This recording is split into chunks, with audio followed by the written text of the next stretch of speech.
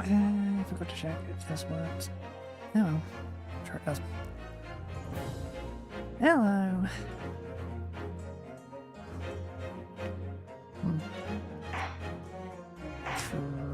Trial time.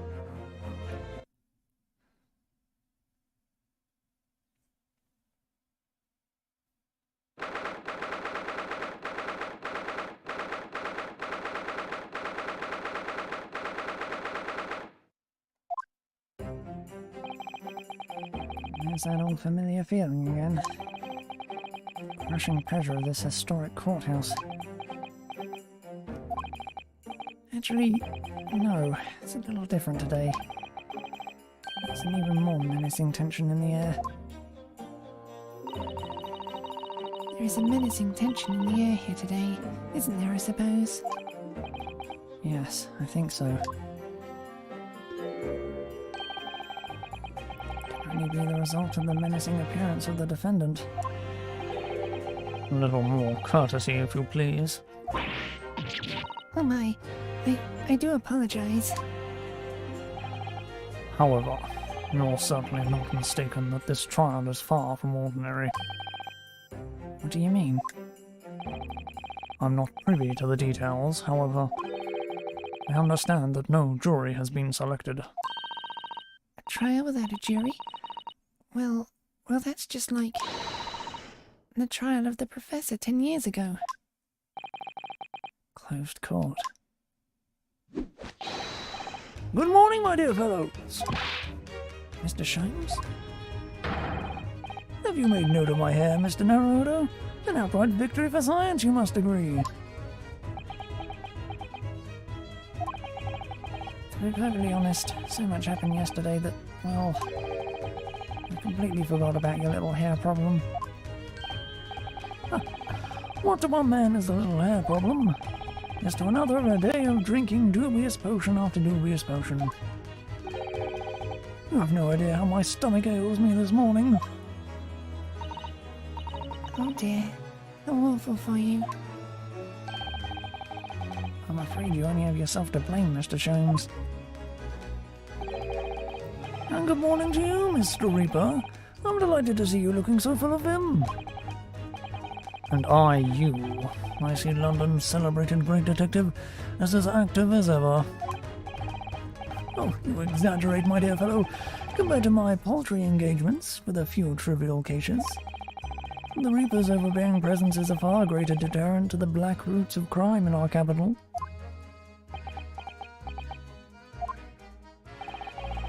And whilst I may not agree with your methods, there is at least one point on which I would readily commend you. What an honour. And that would be your eye for a good lawyer, sir. Mr. Sholmes? After all, behind this lawyer there is a very great mind, my own. What are you trying to say? I wish only to say that you should be prepared for quite a trial, Mr. Reaper.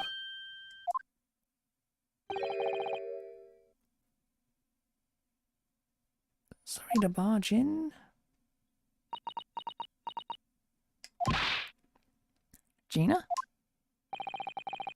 What's that on her arm? It's a mourning band, I suppose. Father, shouldn't you be at the symposium? It's been postponed, so I have some free time. I decided to come along with the police inspector to see our country's up-and-coming student in action. I shall be very interested to see the fruits of your studies over the past year. Well, it's an honour to have you here. Let's hope there are some fruits to see.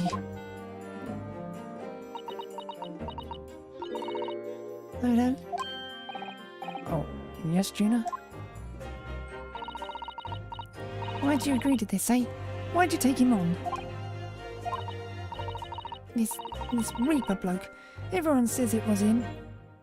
It was him what killed the boss. I'm sorry, Gina, but I just don't believe that. Oh, if it weren't him, who was it? I don't know that. Yet. I don't care who calls him what. Reaper's just a name. He's just a person at the end of the day. If it turns out it was him what killed the boss, then God help him.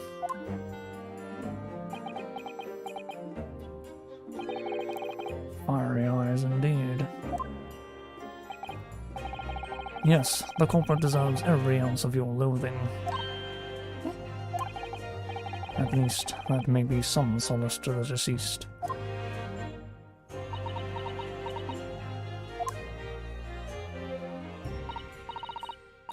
Please, Odo. Get whoever did this for the boss. Oh, Gina. I ain't feeling this useless, but there's nothing I can do.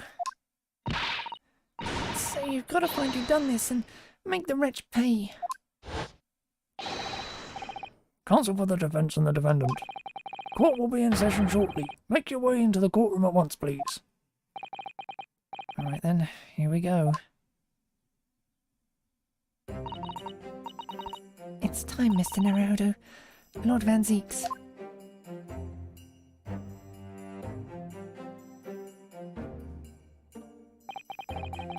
One who lost his treasured brother to a mass murderer. One who lost his treasured father in a foreign court of law. And one who lost the man who helped her escape destitution.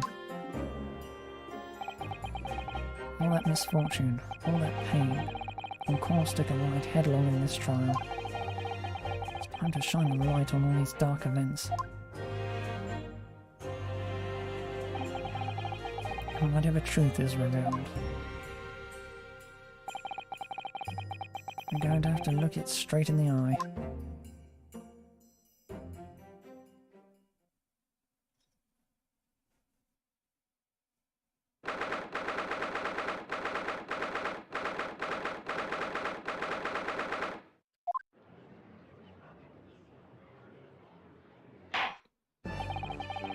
In the name of Her Majesty the Queen, I hereby declare the court to be in session. We are here to conduct the fair and just trial of the defendant, Baruch Van Zeeks. Counsels for the defense and prosecution, are you ready to begin? The defense is ready, my lord.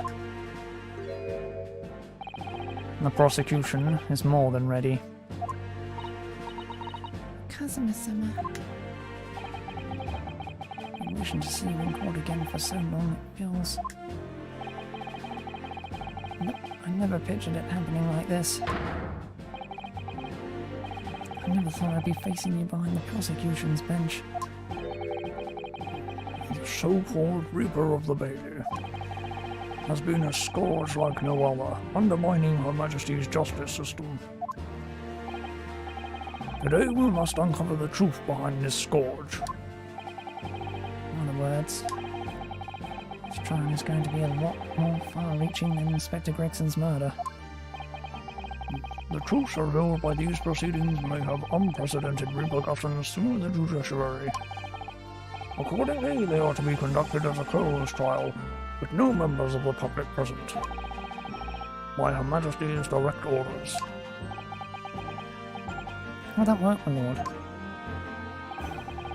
The burden of all arbitration and adjudication falls on my shoulders. Therefore, as you will see, the jury's bench shall remain vacant today. If no members of the public are present, might I ask who is currently occupying the gallery, my lord? They are members of the judiciary, here to witness proceedings and ensure an equitable trial. Members of the judiciary. Oh my, this is a very unusual trial already. There is of course another unprecedented aspect to these proceedings on which I must elaborate.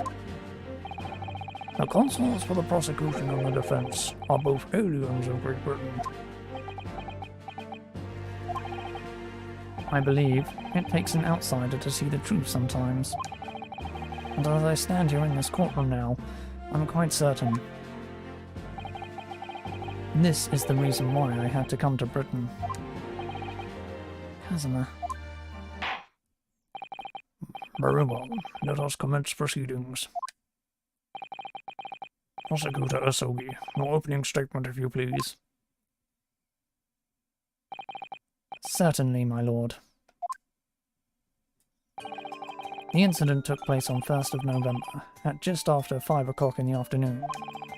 The location was a building of flats on Fresno Street, on the outskirts of the city. The victim's body was discovered there in an old single-room rental property. Yes, Inspector Tobias Gregson, a name known very well indeed to this court. Not least for his miraculous resolution of one of his country's grimmest cases 10 years ago. The Professor case. How sure are you about the time of the incident? Several witnesses on the street outside heard the gunshot, and all have reported the same time. Yes, that's what Gina told us too. There are a number of witnesses. I have here a plan of the room.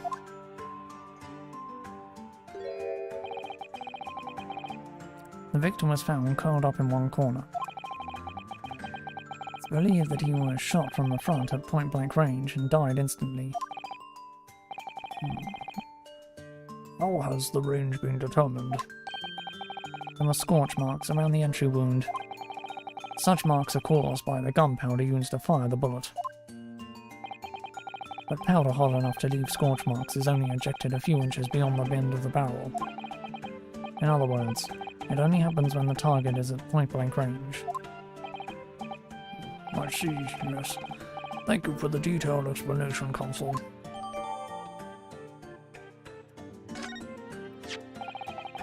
The murder weapon was found lying beside the victim. And have you managed to ascertain the owner of this firearm? No, my lord. Not conclusively. Bravo, Cousin Asema. For not trying to use the gun as evidence when its provenance cannot be proved. Can't be proven. Furthermore, my lord, as I've explained, the revolver was fired at extremely close range. The bullet passed through the victim and struck the wall behind him.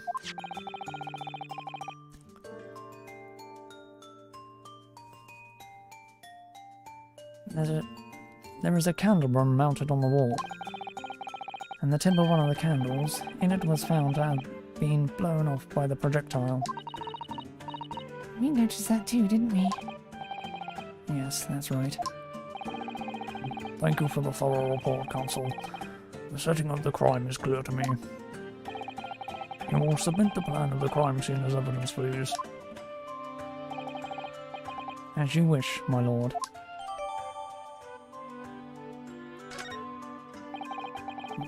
Is this Fresno Street room Inspector Gregson's private abode? No, my lord. The room is rented to a Mr. Hugh Bone. But there is precious little furniture inside, and it is generally in a poor state of repair. So what on earth was Gregson even doing there?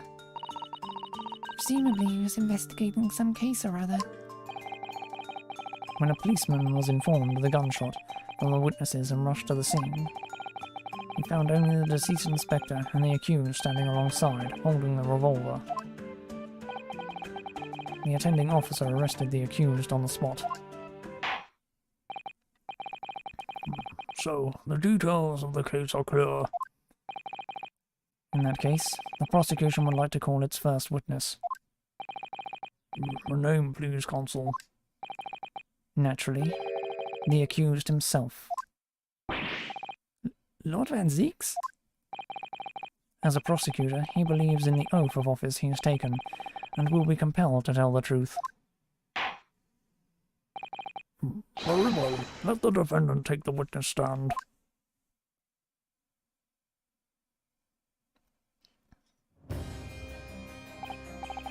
So, witness, state your name and occupation for the court. Barak Van Zieks, Old Bailey Prosecutor. I presume, Lord Van Zieks, that you heard Prosecutor Asogi's opening précis? I did. It is alleged that you were found at the scene of the crime, and that you were arrested by the arriving police officer. Can you confirm this? Yes, my lord. Then I'm sure the court would like to hear you explain some things away. Namely, why you were there in the room on Fresno Street at the time in question. And what exactly took place. I intend to explain away nothing. I will simply tell the truth. I must say, Lord Van Dix, I never imagined this day would come. Or rather, I didn't want to imagine it would come, but since you became known as the Reaper, a part of me has been dreading it.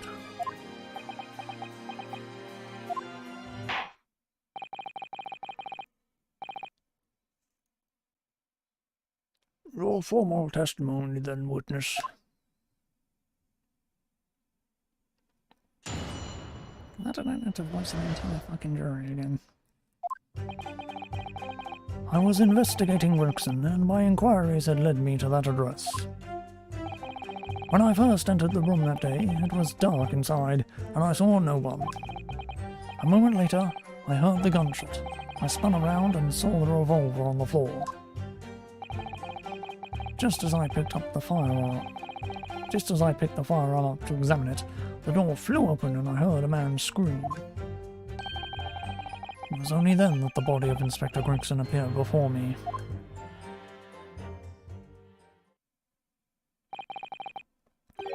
That testimony was the whole truth?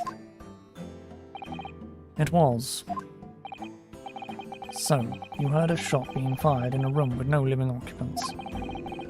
And moments later a corpse somehow appeared before your eyes? Is that it? You're right, you haven't explained away anything. In fact, that would barely qualify as an excuse. I thought you were my mute apprentice. Yet it turns out you have a way with words, Prosecutor Asogi. It would appear to be a singular tale indeed.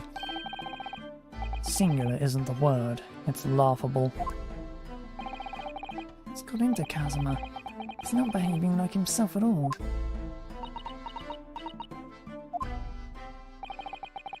Very well then. Counsel, you may begin your cross-examination. Yes, my lord.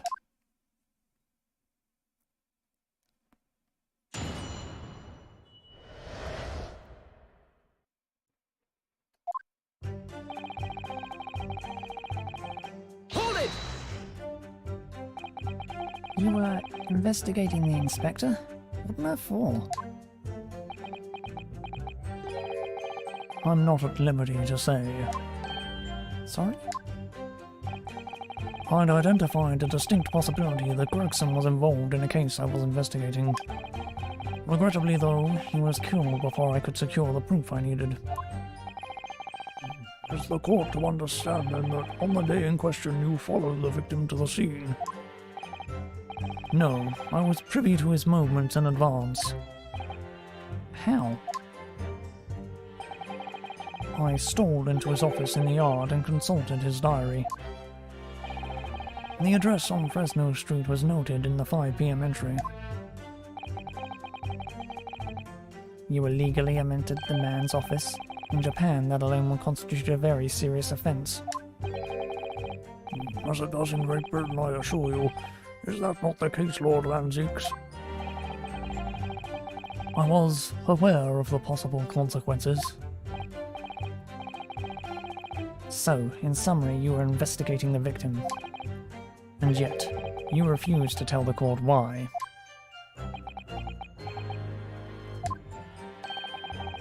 I didn't realize British prosecutors enjoyed such freedom to choose what to divulge under oath.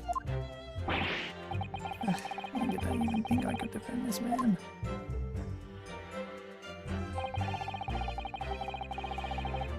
Hold it! Had you ever been to the address before? No, never. I only learned of the place as a result of my investigations into Gregson's activities. There was no light inside when I entered, so it was all but impossible to make out anything. At 5 p.m. the sun would only have just gone down. It would still have been reasonably light outside. The room has a window, but it was boarded shut.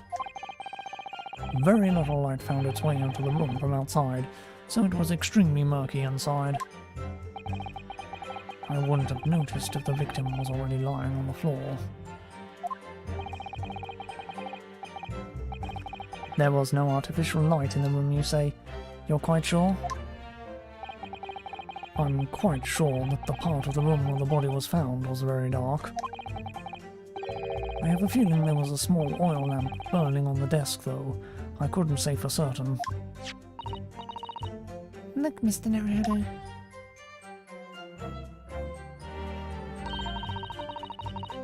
There is a small desk in the room just here. Yes, I remember. And there was an oil lamp on it, as well as the framed photograph. When I entered the room, I closed the door behind me and started toward the desk to investigate. What did you find? Nothing. I never actually reached the desk.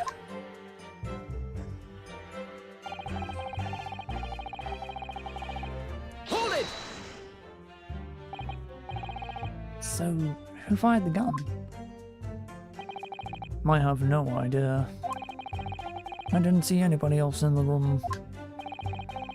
But you say it was very dark in there. Yes, that's right. All I can tell you is, I didn't sense another's presence. Then, could it be that the gunshot actually originated from somewhere outside the room? No, that's not out of the question. That's out of the question. Oh. Without doubt, the sound emanated from inside the room. I could smell the gunpowder. This is going from bad to worse. And you say that's the point at which you noticed the revolver on the floor? Correct. And I foolishly picked it up. That was carelessness on my part. Presumably then the gunshot you heard came from the firearm that you somewhat hastily took in your hands. In point of fact, my lord, I believe it did not. What? The barrel of the revolver I picked up was cold, and there was no smell of spent powder. But then, where on earth is the gun that was fired? Whilst I would like to oblige you with an answer, I'm afraid I can't. I, too, would dearly like to know that.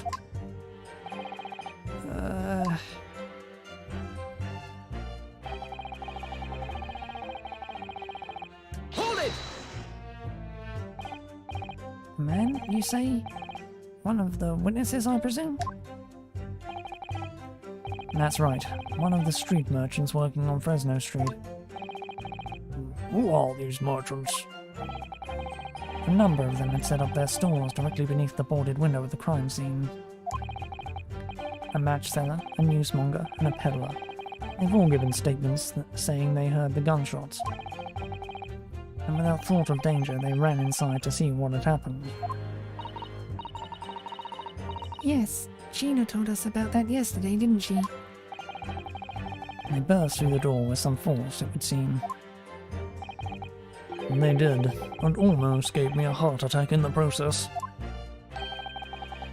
Who's supposed to be the Reaper? The first man to come in immediately noticed the revolver in my hand and fled.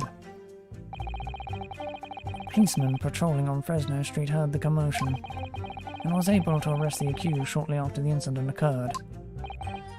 Anyway, the man's scream drew my attention in that direction.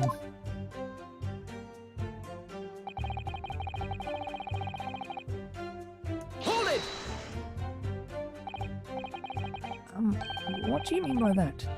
In what way did the body appear? I honestly can't explain it, but it's the truth. As far as I was concerned, the body hadn't been there until that point, and then suddenly, there it was. Did you you perhaps hear the sound of the victim falling to the ground just beforehand? At that moment, what I heard was the sound of the door flying open and the scream of the man who came inside first. Nothing more. I see. After the man fled, I examined the body. I was stunned to find that it was Gregson. Most curious circumstances indeed. However, the inspector was killed, or how his body seemed to appear out of nowhere, I have no idea. Objection! Surely the court has heard enough. My lord, the cross-examination has clearly revealed that the accused, Barak van Zieks, is lying on multiple fronts. What is that supposed to mean? Good gracious, counsel. The defendant is lying, you say? In his testimony just now, he claims that he failed to notice the victim's body because the room was dark. That's correct. No, that's impossible. As proven by this candelabrum. How does that prove anything? If you examine the tip of the long candle, you can see it has been blown off by a powerful impact. One would assume that a projectile from the firearm passed through the victim and struck the candle. The problem comes when you consider the other two candles, which are clearly of a different length. Yes, I can see that only the candle that appears to have been struck by the bullet is long. You could reasonably expect someone to have lit all three candles together. Which begs the question of why only one has ended up longer than the others. That must be because that particular candle was extinguished when the others were still burning. That's right. When the candle was hit by the bullet, it obviously went out. But the other two candles would still have been burning, so the fact is, the victim's body would have been illuminated by the light still thrown by the candelabrum. And the accused's claim that he couldn't see the body clearly contradicts those facts. And now to the next lie. There's more? The accused also claims never to have visited the scene of the crime before. That's the truth. In that almost empty room, the police discovered something very unusual. A board covered from top to bottom in police documents and newspaper cuttings. Yes, that's right. We saw it too. Goes without saying that the contents of the police documents cannot be divulged. However, they include a number of reports from various historical cases, the oldest of which was from 10 years ago. 10 years ago, this is starting to sound familiar. And there is a common thread linking all of the documents on that board. Indeed. What is this common thread, counsel? They all relate to cases prosecuted in court by Barak van Zieks. All of them? And furthermore, all those cases are ones in which the defendant was acquitted. Good Lord! Interestingly, none of those defendants are alive today, because all of them have been sent to their graves by the Reaper.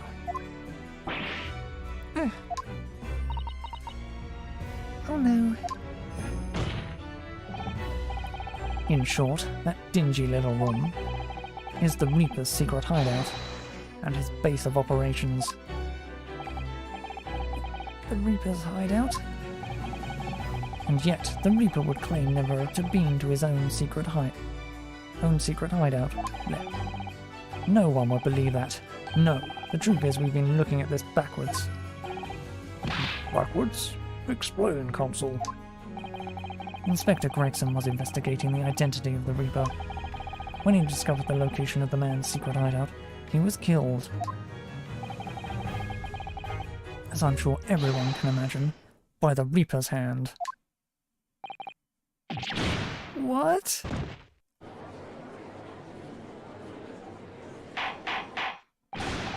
Order, order, order!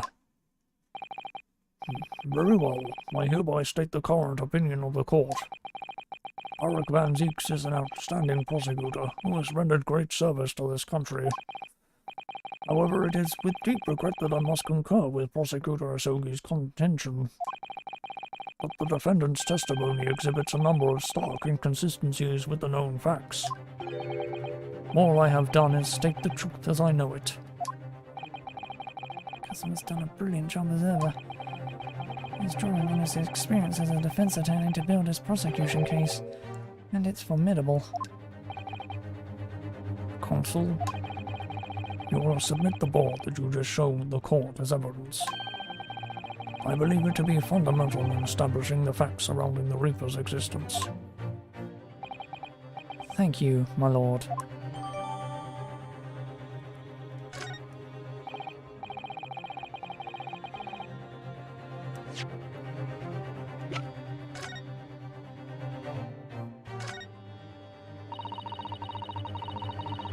There are details of a whole raft of cases dating back years on here, aren't there? This paper from 10 years ago is browning with age. Look. Out of interest, the most recent thing appears to be this newspaper cutting here. Oh, it's the same Red-Headed League advertisement that Mr. Sholmes had picked out. And do you remember, there was a red hairpiece at the scene too? Is Inspector Gregson an exponent of the Red-Headed League then?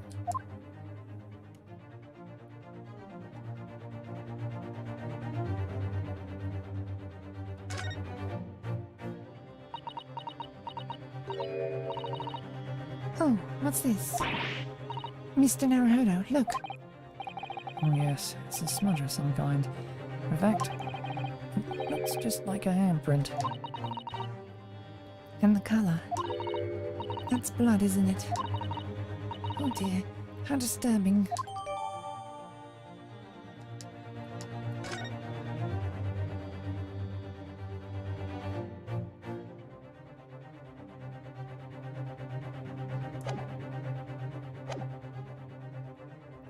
And now the prosecution would like to call new witnesses to the stand. Witnesses who saw events unfold on the day in question. They were mentioned in the previous testimony too, if you remember. Yes, the street sellers who heard the gunshot and went running into the room. Very well. Lead the witnesses in. The defendant may step down from the witness stand. Certainly, my lord.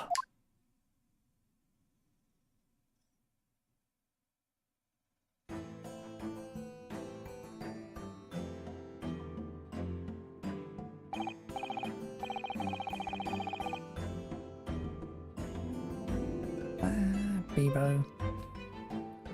So, witnesses, state your names and occupations for the court. Names? We don't use names. Far too fancy for the likes of us. We're just free and easy. Sell what we like, live where we want to live. Gave more of a vacant stare as they walked down Fresno and spin a few words into reverse for them. Would I be right in assuming that all three of you make your living by selling wares on the street? Yeah. Everyone calls me gossip. I sell jaunty little tidbits to passers-by, you know. Jaunty little tidbits. I've got an absolute smasher for you, sir. Right up your guinea there. Guinea is. 6 is the price and not a penny less.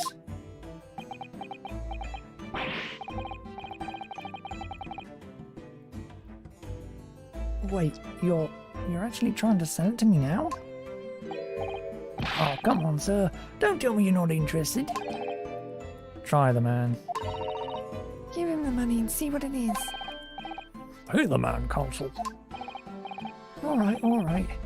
6 it is. You won't regret it, sir. Now, got your listening ears on?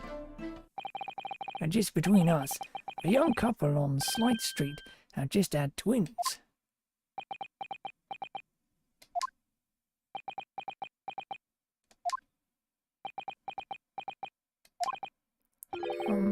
Is that it? No, that's not it. It's gossip, isn't it? It wants to spread. But that bit's up to you and your mouth, of course. I got more, you know. Want another juicy one? 6p a piece it is, if you're curious. I am curious, yes. What's going on just under that fat bottom lip of yours? Maybe that unusual bruise or whatever it is that's poking out from under your collar. What about the next witness then? What name do you go by and what do you sell? Me, I'm Venus. That's what everyone calls me. Funny, isn't it? I sell these lovely little fireworks to all the local school kids. 6p a pop. What do you say? You weren't exaggerating a little. Do they actually sell? Oh yeah, the second years can't get enough of my Venus firecrackers. Especially when I tell them that if they get 100, they could blow up a school. Up the school. Not the most savoury of ideas, young lady. What do you say then, eh? Want to part with 6p for a pop? Wait, what? You want me to buy one? Tell you what, I'll let you in on a little secret. You get 100 of them, you could blow the whole courtroom. Blow up the whole courtroom. Try the woman. Give her the money and see if she's right. Hey, the woman counsel. Alright, I'll buy one. Lovely stuff. Right then, this is something a bit extra just for you. The Venus Special. Only 600p. 600? It's 100 of my regular fireworks. Nothing little about that, is there? There'd be nothing left about the punishment if I blew up the Old Bailey either. Well, I don't know what made the sound of the gunshot.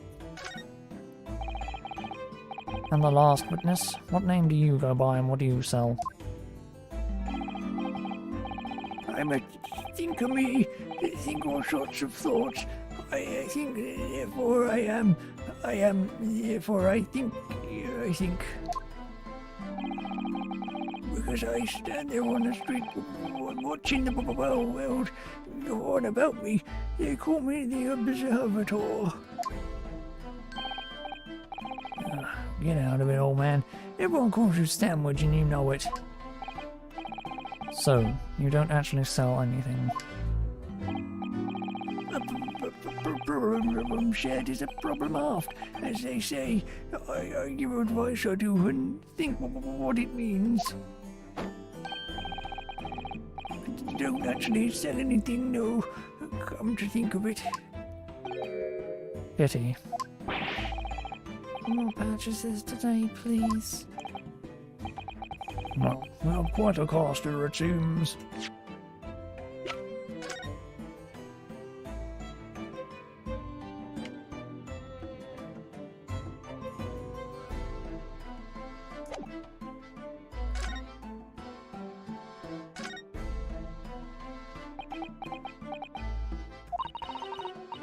You had an idea, Mr. Naruto. You're staring at the end of this string of fireworks. Sorry, it's just that it's the Venus Special. I was wondering what 600p worth of fireworks would sound like. Shall we find out? What? But she said it could blow up the courtroom.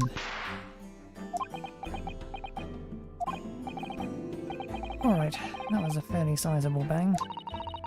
My ears are still ringing, Mr. Naruto. It sounded almost exactly like... It sounded almost exactly like... Yep, you're There it is. That was visible a mile away. Well, they have quite a cast here, it seems. They conduct their business on Fresno Street from morning until night, my lord. And always in the same place, directly adjacent to the crime scene. I see. And thus they heard the gunshot, I suppose.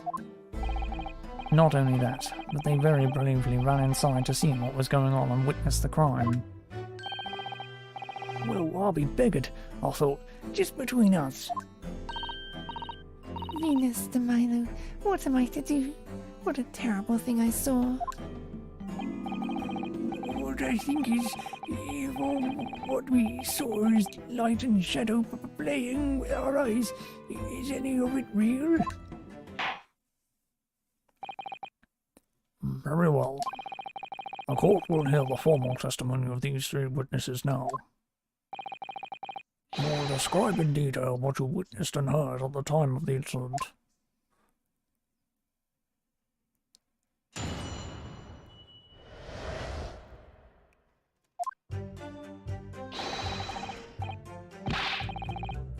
We saw the whole thing from start to finish, we did.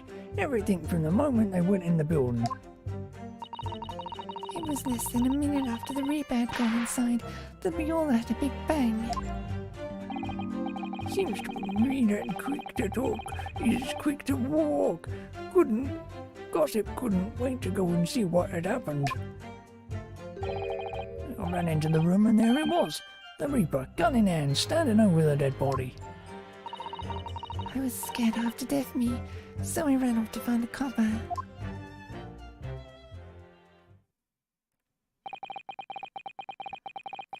These witnesses were there the whole day and saw everything. Who did they see going inside the building?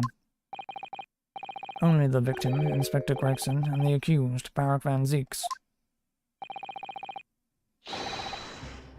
I've seen pictures of that Reaper in the paper. I know what he looks like. And just between us, folk love stories like this. I've made myself a tidy sum already. But wait, the room was just one of several flats in the building. Someone from another flat could have done it. All those flats on Fresno Street are unoccupied. Of course they are. They're small, damp, dirty and expensive to boot. The room in which the inspector was found is the only property in the building that's currently leased. We know the leaseholder's name, don't we? It's Hugh Bone. The testimony the court has just heard would appear to leave little room for doubt. It's becoming increasingly difficult to see how anyone other than the defendant could have committed the crime. No. Thank you for your candor, my lord. Counsel for the defense, you may proceed to cross-examine the witnesses. Yes, my lord. A closed court like this without a jury. The judge is the only person whose opinion matters. To break down this testimony, somehow.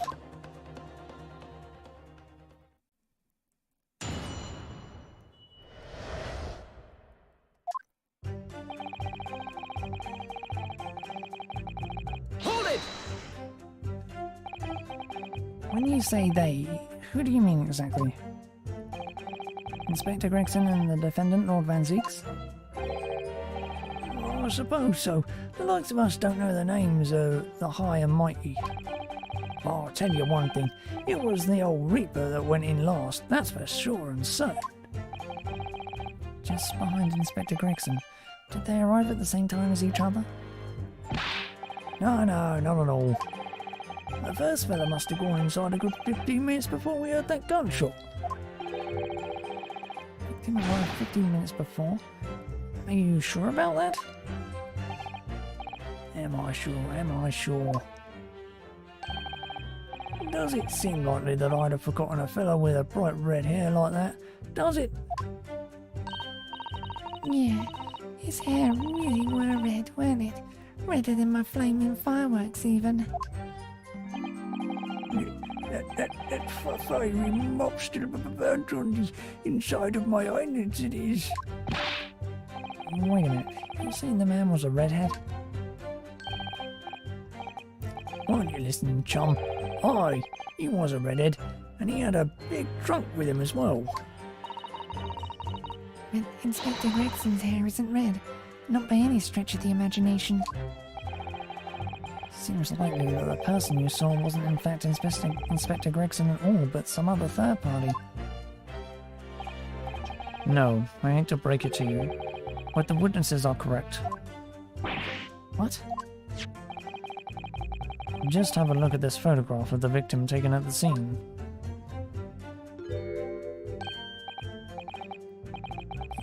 Yes, that's Inspector Gregson, all right.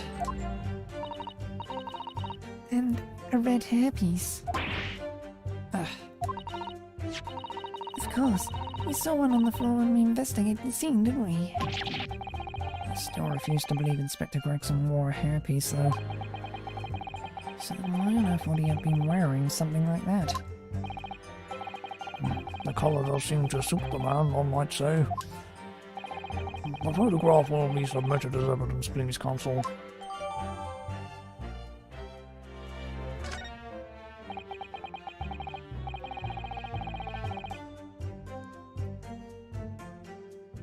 And what became of the trunk that the red-headed victim was supposedly carrying? I was informed that no trunk was found at the scene. So it just disappeared? What? Do you expect us to have been watching the building every second, do you? We definitely saw him in the dock going in. No question about that.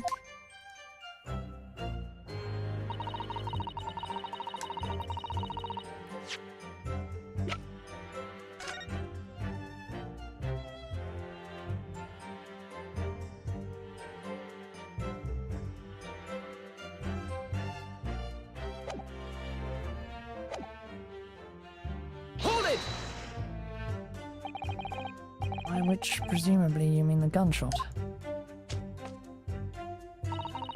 I sell these little things, don't I? How would I know what a gunshot sounds like? But I always thought it probably sounds a bit like this, doesn't it? You say that you heard the noise almost as soon as you saw the defendant here enter the building. That's right. It was almost straight away. Bang it went, just like that. Oh, he's the Reaper, isn't he? It's what the French call a fait accompli. When the Reapers are around, people are going in the ground. I mean, that's what he does, isn't it? Think we get the message? The Reaper couldn't allow the inspector to live after he discovered his secret hideout. And there could be no clearer motive for the crime. Yes. It's certainly an eminently credible motive. Great. And at that point, you ran inside, is that correct?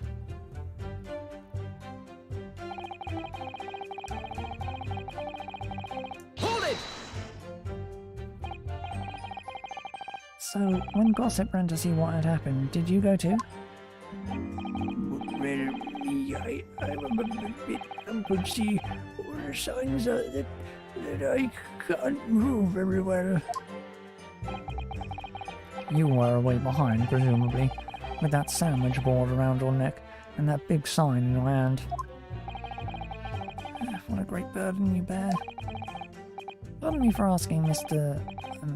Sandwich, but is it possible you and I have met before?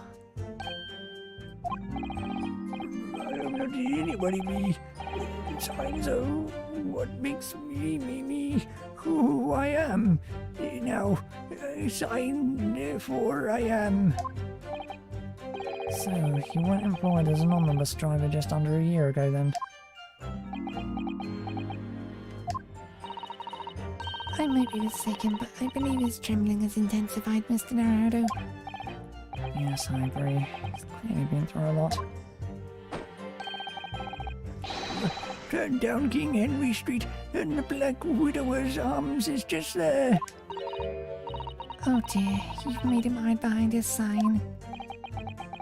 Life is full of surprises.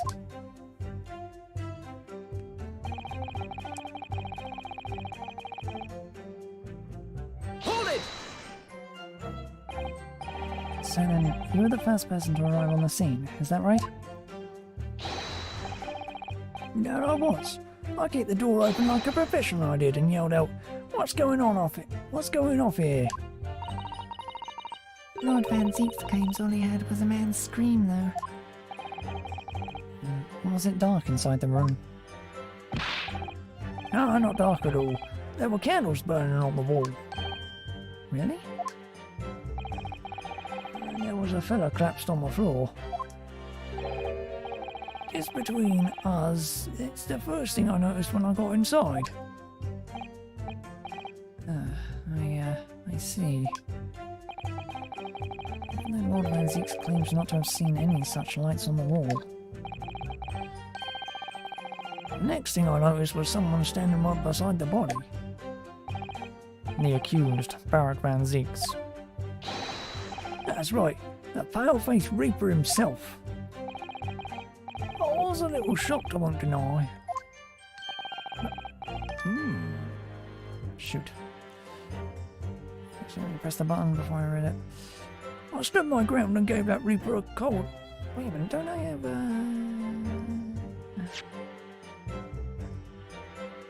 I was a little shocked, I won't deny it, but I'm no lily-livered coward.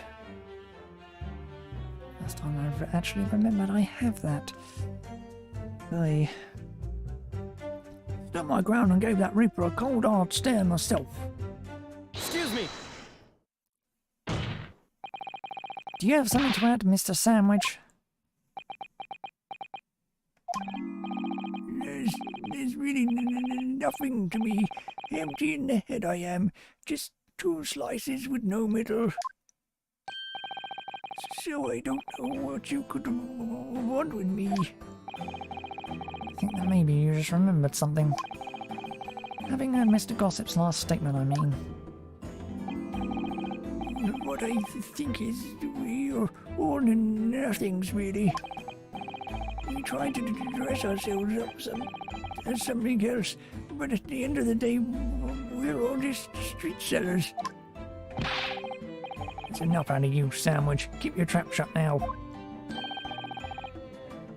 Unless you want us...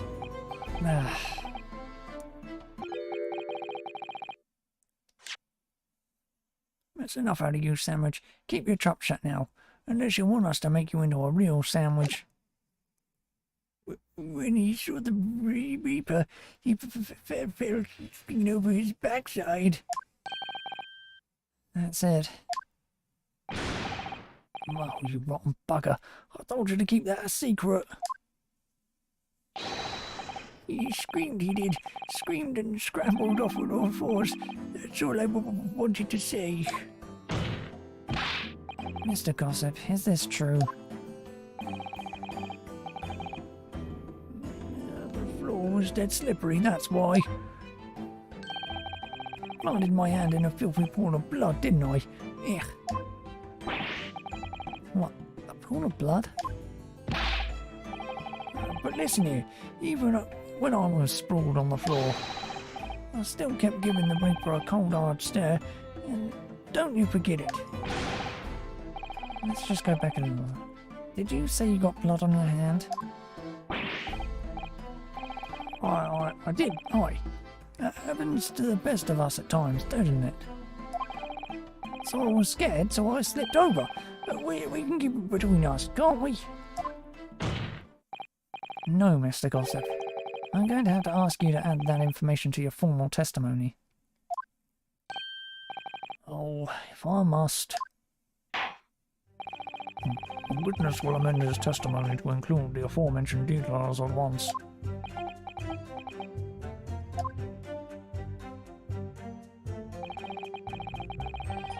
I slipped over and got blood on my hand, so I quickly wiped it off on the floor. Hold it! You wiped your hand on the floor. Well, who wants blood on his hand, eh? Horrible stuff. They might have thought I'd done it. No, sir. And you didn't think that might be a problem? Does it really matter if I left a few grubby handprints on the floor? They'll get cleaned up in the end, won't they? Don't make such a fuss. That's the message of all of us. Is something wrong, Consul? No, my lord. I didn't remember anything in the report about a bloody handprint on the floor, that's all. Don't come at me with all that. You can't intimidate me. I know what I did. I wiped it off on the floor. The blood. I wonder, could that be what happened? Mr. Narada? Don't have all the answers yet. I think we may have just uncovered a vital clue.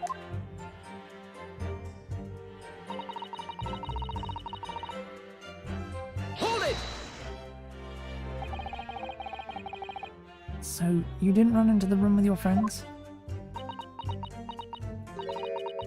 I'm not that sort of girl. Sorry? I'm a timid little thing. I was too scared to go in there. Oh, right. I see. Old Lippy and the witch ran in there, and then I heard a sort of old lady scream. Well, it wasn't me, I swear. If I were a gentleman, I'd stake my honour on it. I wondered what on earth was going on. Which is when you went to find a policeman. And I ran into a copper as soon as I turned the corner. So I brought him straight back to the place. Didn't I do well, eh? Just between us, that copper's eyes nearly popped out of his head when he saw the Reaper. I've never felt more uncomfortable in all my life. And the defendant was arrested on the spot, I believe. Considering the catalogue of killings the Reaper had carried out, it was a practically inauspicious end. Particularly inauspicious end. Ugh.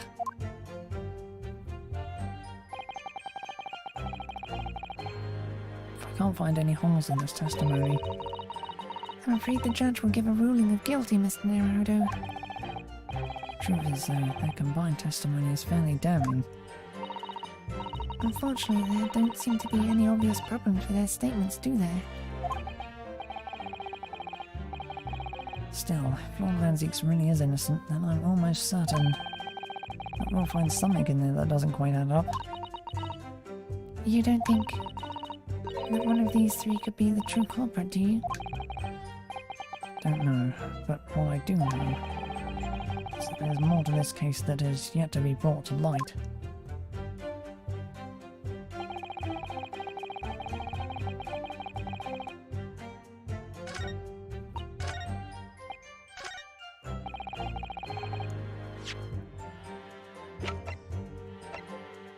Objection! So, you wiped off the blood from your hand on the floor of the room. Are you quite sure about that? Well, what else do you expect me to have done, eh? Does it really matter? Objection! The police found no such handprints on the floor during their investigations.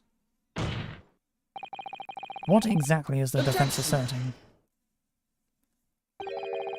If you listen, you'll find out, Prosecutor Asogi.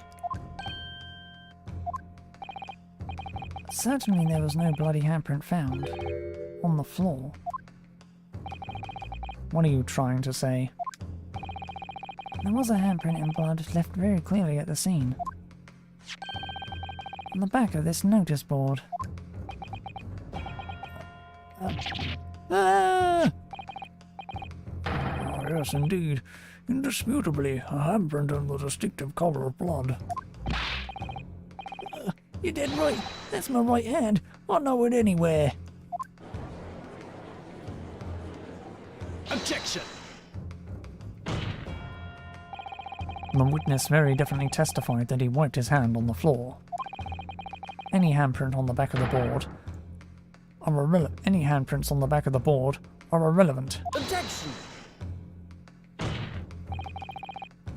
Not if the board itself had fallen over onto the floor. In that case, it's quite possible for the witness's handprint to have ended up there. Just look at the floor plan of the room. The notice board was in the opposite corner of the room to the victim and in an upright position. Even if he had somehow been toppled and was lying on the floor at the time, it would have been a considerable distance from the body. Well, I fell over when I came across the body, so I was basically right next to the corpse, not on the other side of the room.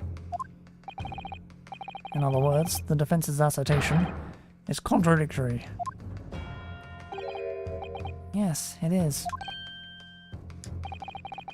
There's a very definitive contradiction here, for which there must be a reason. I take it that you formulated a proper hypothesis, counsel.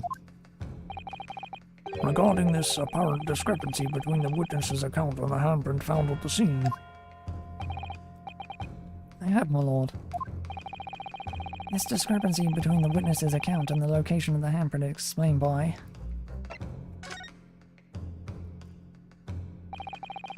The real contradiction here is the handprint itself, not where it was found. As the court can see, it's upside down. Good gracious, so it is. If the witness has put his hand against the board, the finger should be pointing upwards.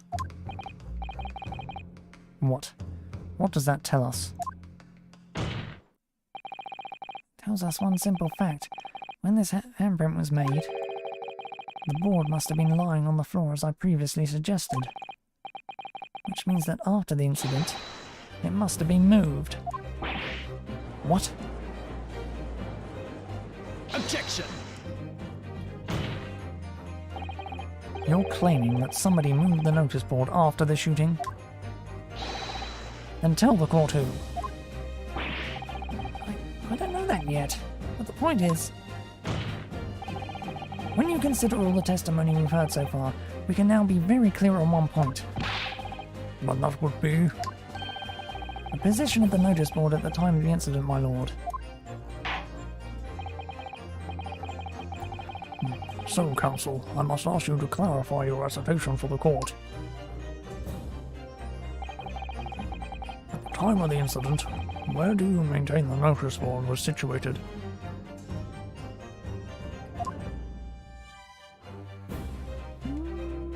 Take that! This is the only possible location.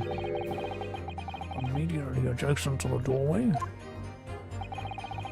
The court would think back to the testimony given by the defendant earlier. He said that when he entered the room, it was dark, and he couldn't see the body. By heck! The notice board had been placed here. The body would have been completely hidden from view. And the light from the candles would have been blocked, making the room appear darker. Objection! But the accused also claimed that the victim's body simply appeared before him. That's true. Or, in his precise words, Just as I picked the firearm up to examine it, the door flew open and I heard a man scream. It was only then that the body of the Inspector Gregson appeared before me. I don't know about calling it a scream, but he was talking about me, no mistake. Because it was me that kicked the door open. You look again at the floor plan.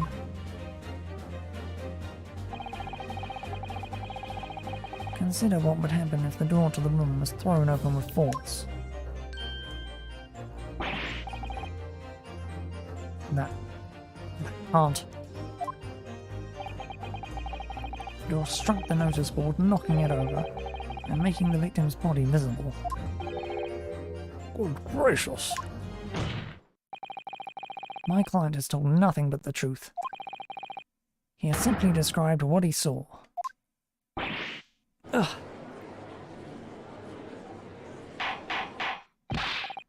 Order, order, order! Counsel, How has this not come to light before now? After the incident, somebody must have righted the board and moved it into the position where the police, myself, and my colleagues saw it when investigating the room. Witness, what have you to say for yourself?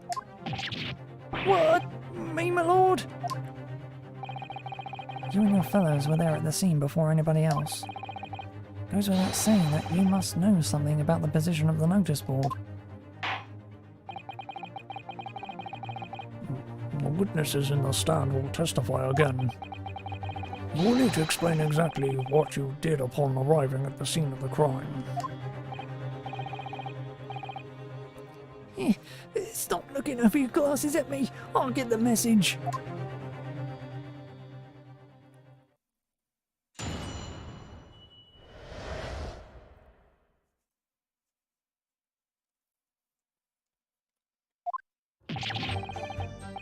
I don't know anything about that there notice board. I just want me hand on it, that's all. Well, don't look at me. I haven't got a clue about it. I was doing business with some second years at the time. I don't know anything about anything. I'm just a bystander. Just a sign at the crossroads of life. It was that Reaper, I bet. He's got a face that screams bored. I can't show how this changes anything anyway. The detective still died when we heard the gunshot.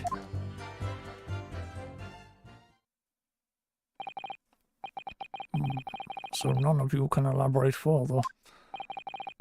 Shaken by the crime they witnessed, and with only the light of a few candles and an oil lamp by which to see, we can't expect these witnesses to be able to give a more precise account of what happened. That's right, yeah. It doesn't aim to expect too much. It's man's endless quest for knowledge that's destroying the world. That's what I think. Do you really? In any case, as this testimony shows, even if the notice board was moved by somebody following the incident, it makes no difference. When the gunshot rang out, the accused was the only person at the scene. In short, the only person who could possibly have committed this crime is Barak Van Zeeks. None of this wrangling over the board changes that simple fact.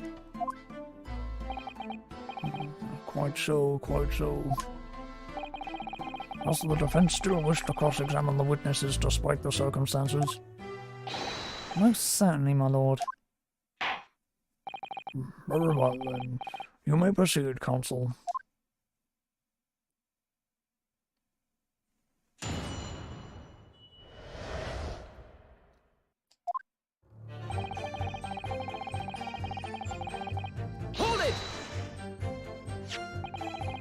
So you admit that it is the board you wiped your bloody hand on? Admit it. Wants to admit. It's there as plain as day for all to see. A smashing print of my right hand. But you wanted to hide that handprint. So you wrote in the notice board and pushed it into the corner, did you? No. Imagine the weight of that great lump. Do I look like a powerful and well-nurtured man?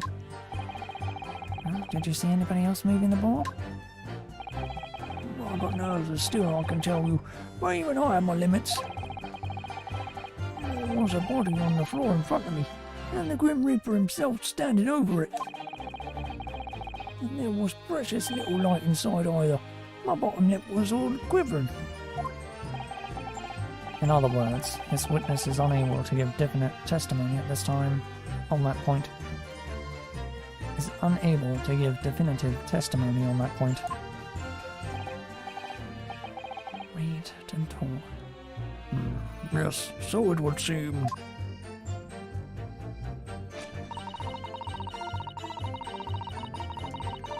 Hold it! When you say you were doing business with them, you mean you were selling them fireworks? Yeah, what else? That's the primary school just around the corner, see? Those cheeky little so-and-sos have got a plan to blow their school to kingdom come. So I've been telling on them, letting their teachers know what they're up to. Oh, you have? Yeah, wouldn't want anyone to get hurt. So I let the school know the kids are playing with their dodgy toys. And then, praise the Lord, the teachers take all the fireworks off them.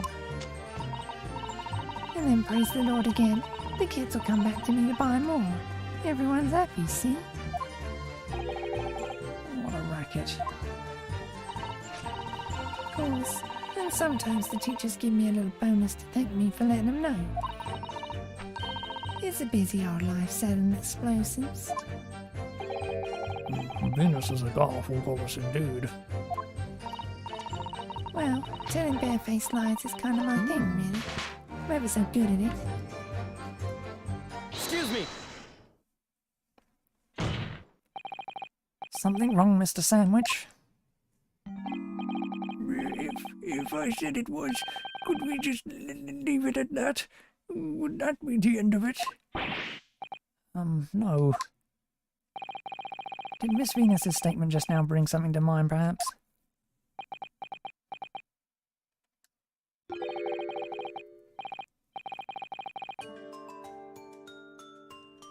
Philosophical thoughts. Deep philosophical thoughts. Let's say there was a great liar. And that great liar said, without batting an eye, telling barefaced lies is kind of my thing. I'm ever so good at it. Would those words of hers be a lie too? Or the truth? In which case she's not a liar. Ooh, it's a hellish paradox, that one, don't you think?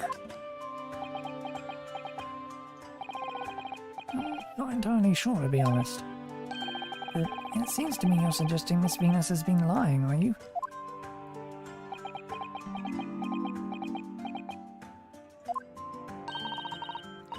What are you on about, old man? Trying to cause trouble, are you? Keep on like that. And I'll wrap your whole body in firecrackers and set 'em off. That'll give you something to tremble about. You have a startling, disturbing mind behind that sweet and innocent face, young lady. So, Miss Venus has lied in her testimony. Is that what you're saying, Mr. Sandwich?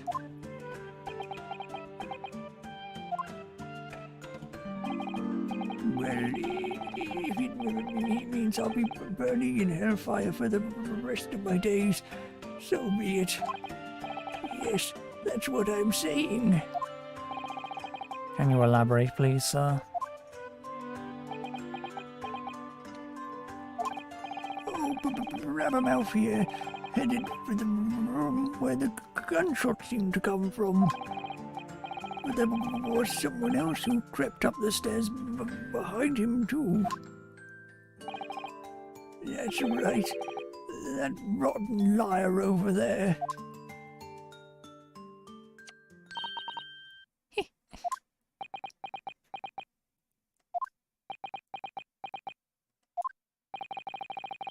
Do you mean to say that you did in fact betake yourself to the scene of the crime after all?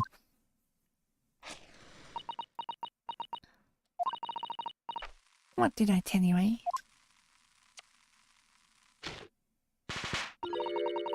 I said I was good at telling barefaced lies, didn't I? Yes, you mentioned it. Well, that revelation rocked the whole courtroom, didn't it? Who knew firecrackers packed such a punch? So you did indeed visit the scene of the crime, did you, young lady? Good grief. Well, now you come to mention it. I suppose perhaps. I do clearly remember climbing the stairs to the room, yeah. Whether you clearly remember it or you don't. well. I shall consider a fitting punishment for this perjurious act later. For the time being, you will immediately amend your testimony to reflect the truth. Oh yes, my lord, of course. Maybe I did sneak along behind gossip and have a little peek into the room where it all happened. Hold it! You make a habit of lying, do you, Miss Venus? Well, I suppose so. I don't really know, to be fair. If you want my advice, though, I take everything I say with a big pinch of salt. Alright, but you did in fact go to the room where the victim was killed on the day in question, didn't you? Oh, please, as if I would. I can't think of anything more terrifying. The truth, please. Well, alright, just a bit then. I mean, a girl my age is curious about stuff, you know. Did you touch anything at the scene? Oh, please, as if I would. I mean, there was a dead body on the floor. The truth, please. Well, alright, just a bit then. I had a look to see if there was anything I could sell. So I did give the place a once-over, but it was nothing to write home about. Right, now I hesitate to ask, but... You didn't move the notice board by any chance, did you? Oh, please, as if I would touch anything like that. Just a few bits of loose change is all I had. The truth, please. Well, alright then. I thought there might be something worth having underneath it. So, I blasted the flipping thing. Sorry, flipped the blasted thing. You're telling us that you did move the board? I think that did slip out, didn't it?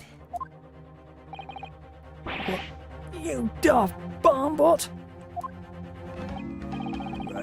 I don't believe it. The girl doesn't think. So, did you find anything then? Something that you might have taken, perhaps, to sell? Oh, please. I should be so lucky in my imagination. The truth, now! I might have found this old pocket watch under the notice board, I suppose. But a bit of junk like this can't be worth much if you ask.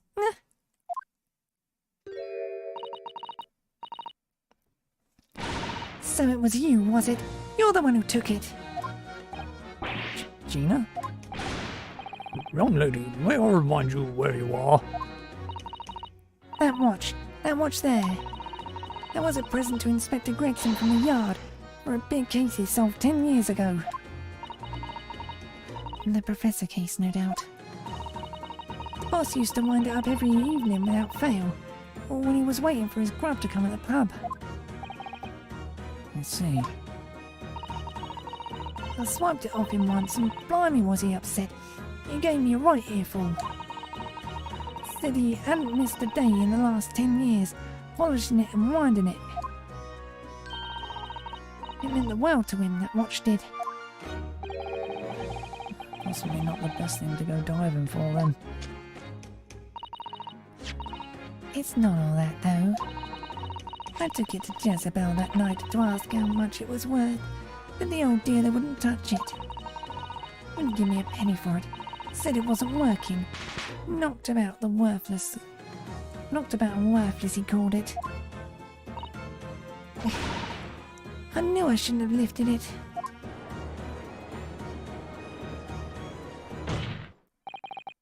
That watch must be submitted as evidence at once. Oh, please, just so long as you promise to give it back when you're done. Not a chance.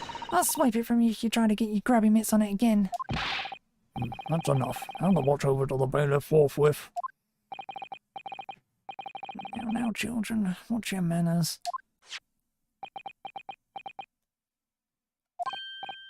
Good Lord. glass appears to be broken. More than likely it shattered when the inspector was shot. It doesn't tick anymore either. Which is why Jezebel didn't want it. What a waste, eh? Yes, indeed. It appears to have stopped at the hour of 5. Exactly when the gunshot was heard then. Which supports the prosecution's claim, of course.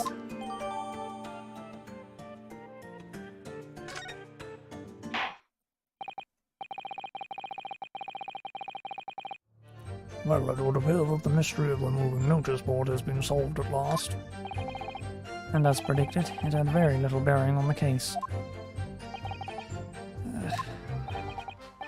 Now, continue with the cross-examination, please, counsel.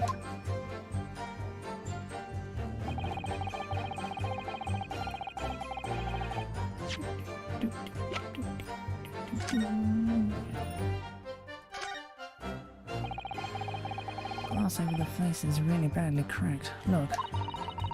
What a shame when the inspector carefully looked after it so... clearly looked after it so carefully. Imagine Mr. Sholmes could repair it, don't you? Yes, I should think so. He's very adept at things like this. A useful man to have around, in fact. But kinda remember that he's a great detective, Mr. Narrator. Not an odd job man.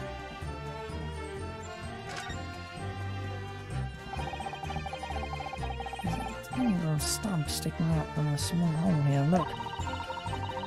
I suppose there must have been a little knob or something for that. For setting the time. In that case, seeing as we know the inspector took such good care of his watch. Probably broke when the incident occurred, didn't it?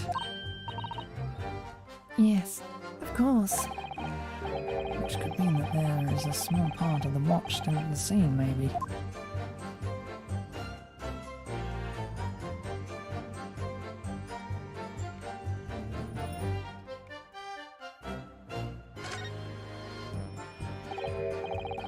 There's a tiny little keyhole here. Can you see? Oh yes, that's probably for the winder used to wind up the mechanism. That's a little unusual, don't you think? Yes. You'd need just the right key to wind it, I imagine. I feel as though I've seen something a bit like a key that's about the right size to fit in this hole. It would be wonderful if we had the key. Let's check carefully over what we've already found. We do, in fact. Hold it!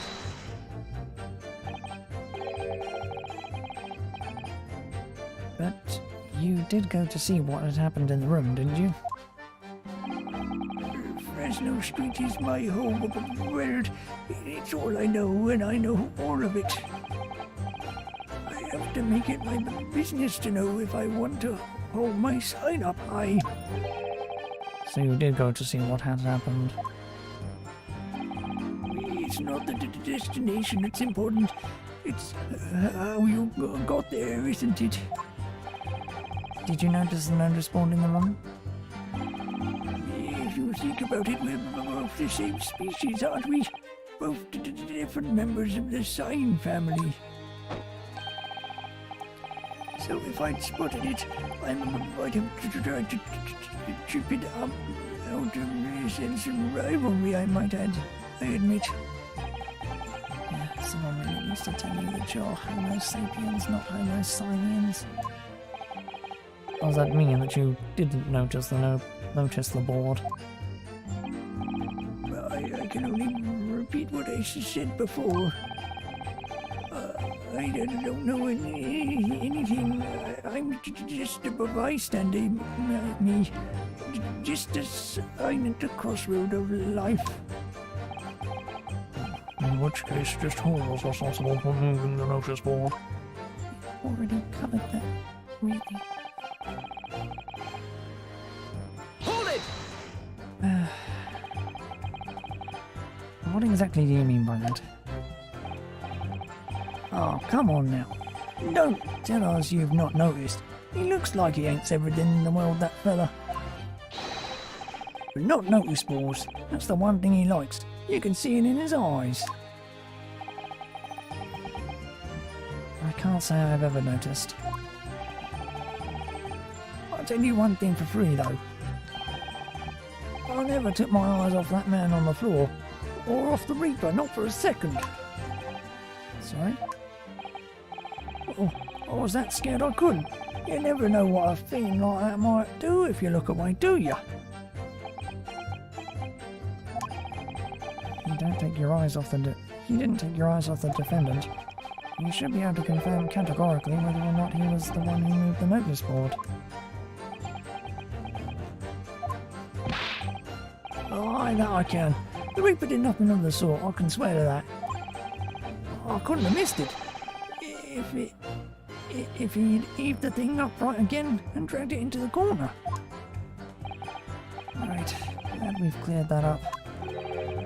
What happened to the face that screams bored? I feel your pain, Kazuma.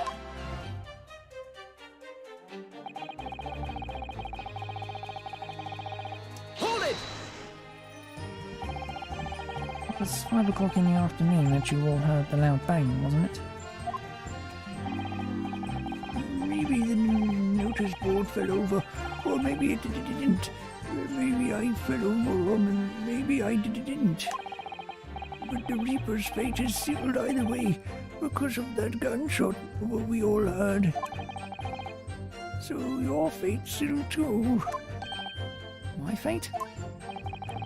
That's right, the defense is fated to lose. And the prosecution to win. It all hinges on that single gunshot. So if we could just find some problem with that part of their story. It may be possible to change all our fates. Of course, none of that changes the fact that I heard what I heard, does it? Not much to go on. As you pointed out, Mr. Naruto, there's no question that the notice board was moved, so somebody must have done it. But it did happen after the event, so maybe Kazuma is right and it's not relevant to this case. To the case. It seems to have been deliberately positioned so as to hide the body from view. So I feel sure that there's some deeper significance to all of this. Yes, I know what you mean. I've no doubt there are more clues to be uncovered. You're on the right track, I can feel it. So follow your instincts. Alright then.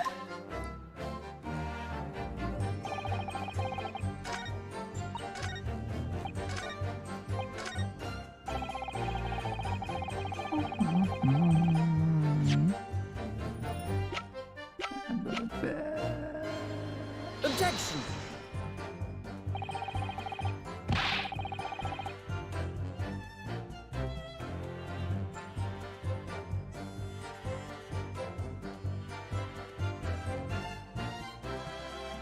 Witness's last statement. Undeniably. Well, that should be right though, shouldn't it? Ah, for the love of God.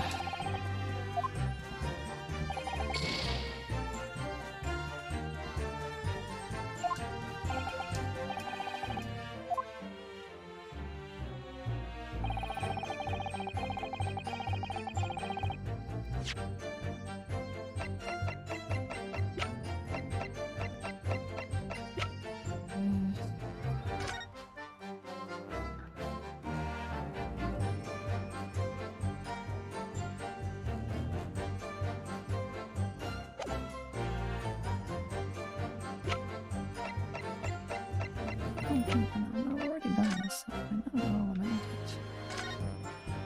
Have to do it again?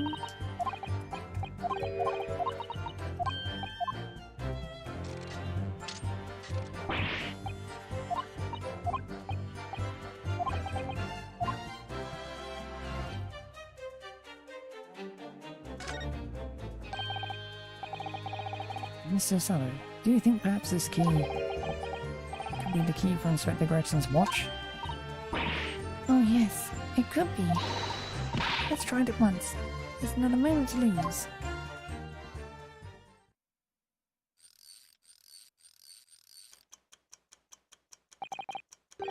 Knew it. Perfect fit.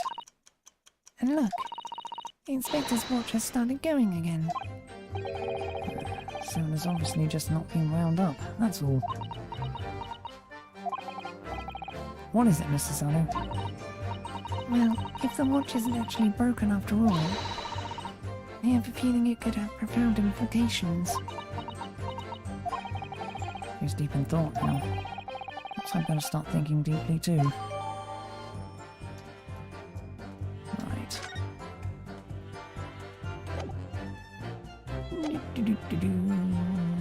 Now present it. Objection! I'm afraid that's not necessarily the case. At the scene, we found this key to the winder of the inspector's pocket watch. A key?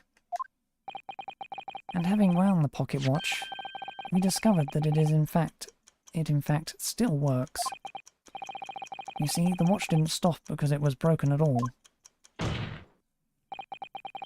And that fact completely undermines one of the most fundamental premises on which this entire case has been built. What?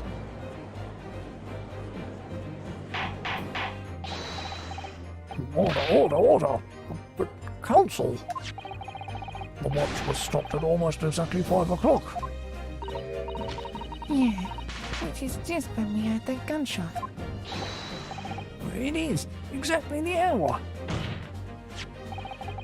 The time that was shown on the watch tells us nothing other than when it wound down. It's merely coincidence that it happened to be at 5 o'clock. Objection! Even if that's true.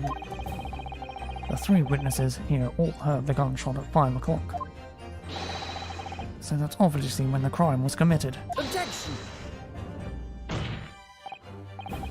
No, that doesn't hold. Why not? Recall what Inspector Lestrade said only moments ago. The boss used to wind it up every evening without fail, or when he was waiting for his grub to come at the pub. Said he hadn't missed a day in the last 10 years, polishing it and winding it. It meant the world to him, that watch did. The victim was in the habit of winding his watch once a day in the evening. We can reasonably assume, therefore, that he wound the timepiece on the evening before he died as well. Yes, that would be entirely reasonable. But if that's the case, you wouldn't expect the watch to have completely wound down by 5 o'clock the following day. Oh, aye.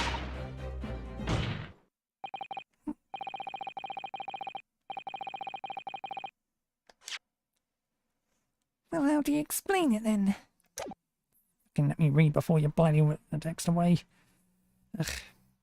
In summary, the evening before the day of the incident when the gunshot rang out in that room, the inspector was already unable to wind his watch. You can't mean... What would stop a man winding his watch if he's been in the habit of winding it every single evening for 10 years? The obvious answer is that he was already dead.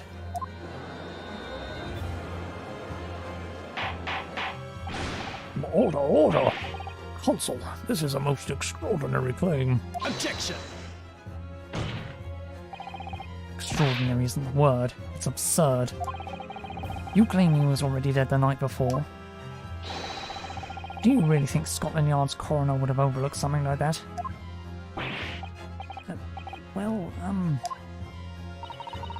On that subject, there is something rather surprising. There's actually an omission in the coroner's report. The time of death is not noted. That's right. Wait a minute. You're forgetting that my legs went from under me when I kicked the door in. What do you mean? Like I said, I'm applying my hand in a dirty great puddle of blood. Yes. So the victim's blood hadn't dried. It was fresh. He catches on fast, doesn't he? Objection! But that blood couldn't be explained. But that blood could be explained in any number of ways. It could have been put there afterwards. Some fresh blood could have been poured over the victim's body after he... Does my learned friend think that fresh blood is available on every street corner? Well, it needn't necessarily have been human blood, of course. We've been told previously that Scotland Yard has no way to identify blood as human. The problem is currently being researched. At present, you are correct. It is beyond our abilities. So then, a chicken's blood could have been used, for example. It's certainly a possibility that it wasn't the inspector's blood at all. Objection! But the gunshot was heard at 5 o'clock that afternoon. That's beyond question. Is it though? What?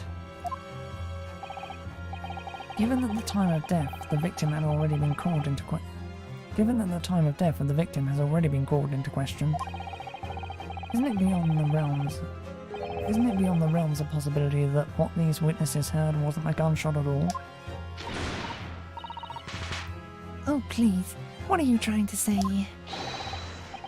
Us lot know what we heard, and it was a loud bang that came from their room. No, you listen to me. The street seller's ears are his livelihood.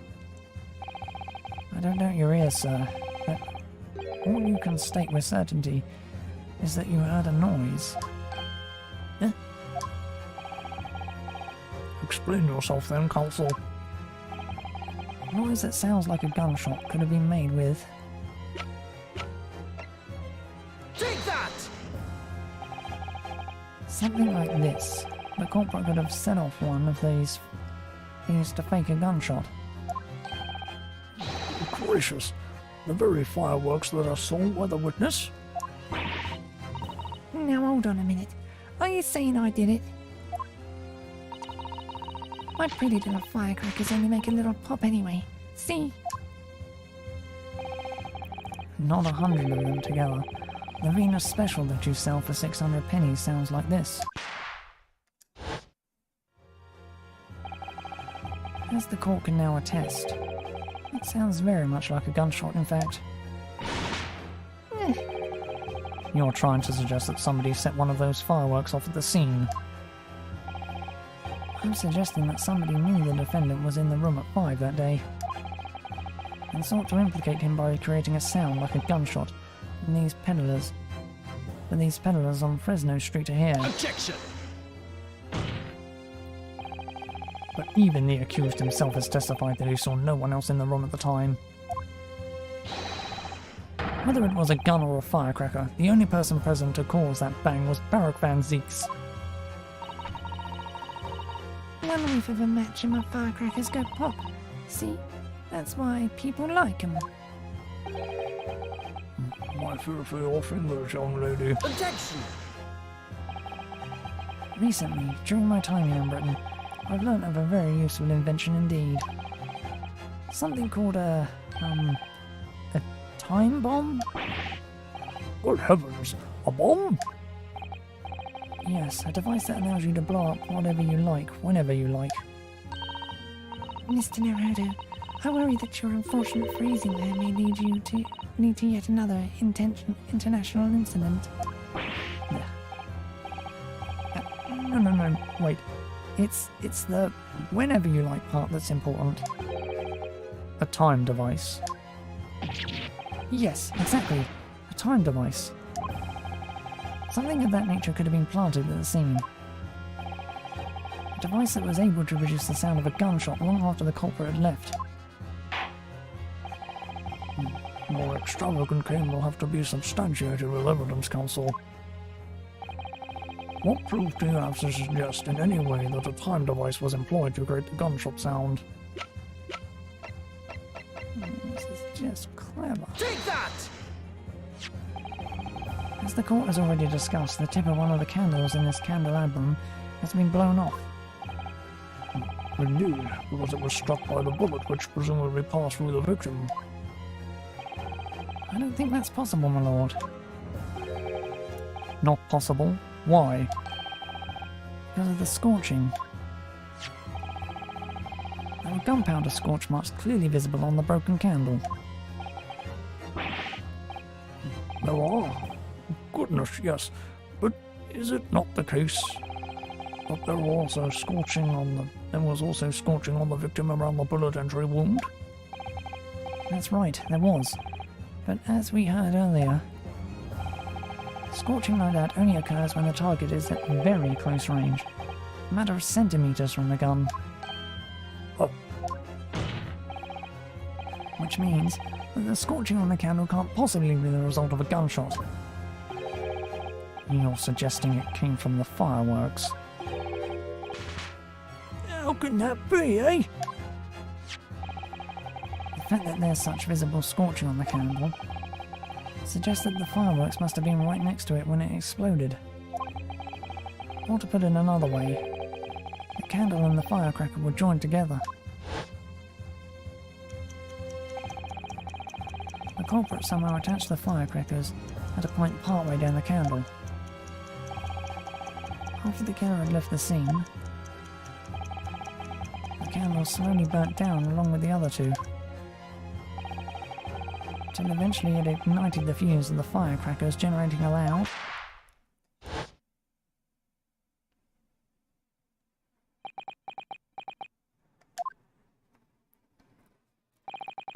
and that is how these three witnesses came to believe they heard a gunshot at 5 o'clock. Well, what a plot. And this implies that the victim could have died earlier than we've been led to believe. The previous day, even. No, just hold your horses. All us lot here saw the victim going into the building, remember? I couldn't forget that flame-coloured hair even if I wanted to. The person you saw entering the building wasn't the victim at all.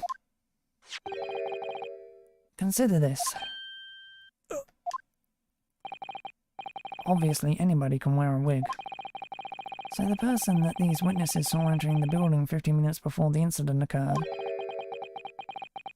could easily have been someone else entering wearing the red hairpiece. Someone else? Do you mean to say... It was the same person who contrived the firecracker trick. In other words, Inspector Gregson's killer.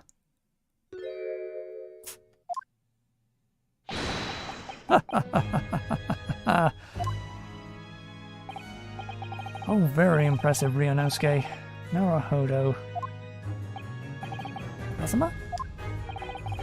I'm really quite amazed you've come this far.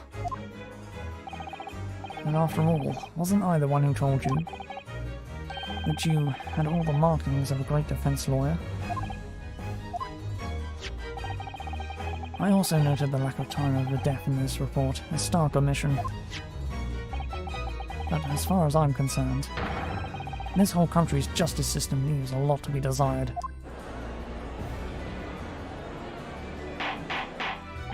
Order! Prosecutor Asogi.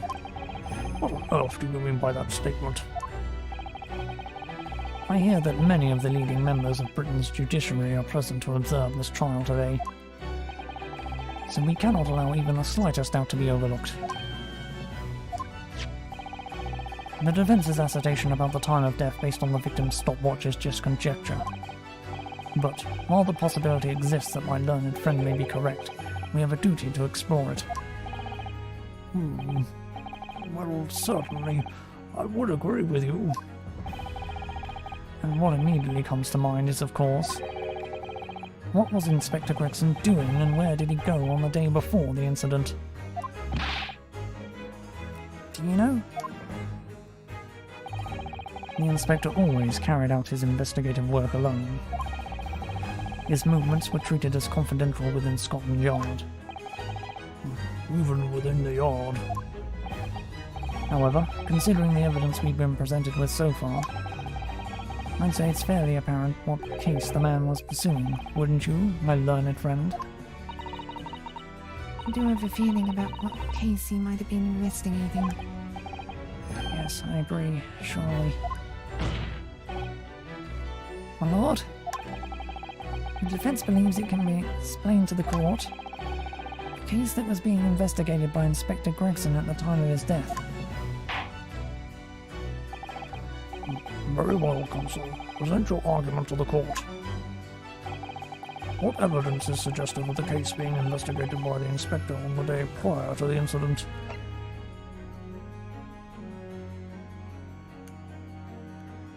Take that! I believe this red hairpiece points to the answer. We might assume it was part of a disguise used to carry out an undercover investigation. Surely not. Such a brightly coloured hairpiece would only serve to make the inspector more noticeable. Yes, that's quite true. It would definitely have made him stand out in a crowd. Except that is, in a crowd of gentlemen from the Red-Headed League. What? The Red-Headed League? So, you'd already worked it out. What on earth is this all about? Is there such an extraordinary league of gentlemen? The Red-Headed League is currently under investigation for a grand deception. A deception of what nature, counsel? They've been targeting red-headed men across all of London and tricking them out of small sums of money.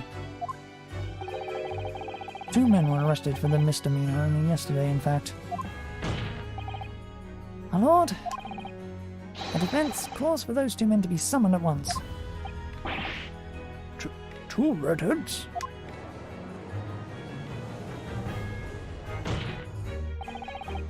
Inspector Gregson clearly infiltrated the Red-Headed League using his hairpiece.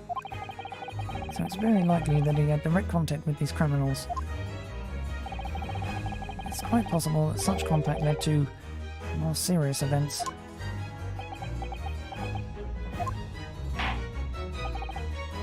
I concur, but we cannot in good conscience leave this new avenue unexplored.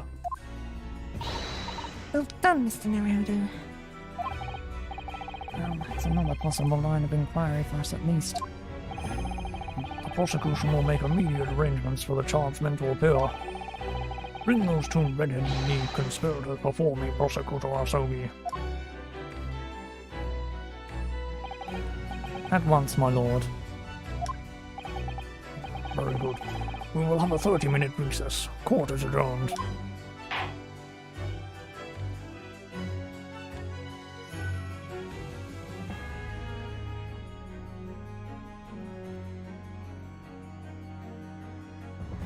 It's gonna be those 2 guys from yesterday, isn't it?